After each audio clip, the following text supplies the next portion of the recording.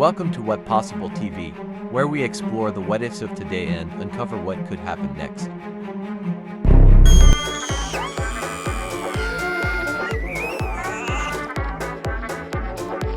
Cut! Alright everyone, that's a wrap. Movies love quicksand. And why not? It's exotic, it's dramatic, and it's highly exaggerated. Fun fact, it's impossible to become fully submerged in quicksand. But what could happen to you? Here's what would happen if you fell into quicksand. The reason why you don't normally sink into the sand when you go to the beach is due to a physics phenomenon known as force chain. Basically, when a bajillion grains of sand are jammed together in one place, their weight gets distributed over a large area, keeping you and your camels safely above ground. But if any water happens to seep up from underground, it will mix with the sand to create a surface that looks solid, but isn't. It's true that real quicksand isn't like what you see at the movies. The reason why you won't sink right through is because quicksand is rarely more than a few feet deep. And even if it was deeper than that, humans are only half as dense as quicksand, so really, you couldn't sink much lower than your waist. That is, unless you struggle.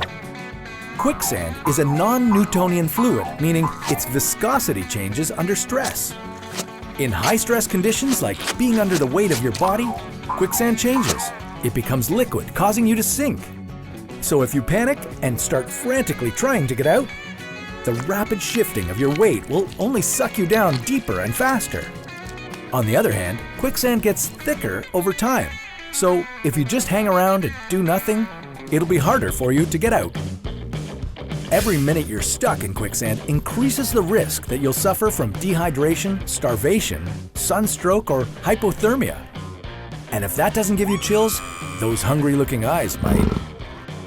Depending on where you are, you might even drown. Quicksand is often found near the sea because it's easier for water to rise up through the sand. So, if you're ever caught in the coast, be sure to keep an eye on the time. At best, you'll only have 6 hours before the tide changes.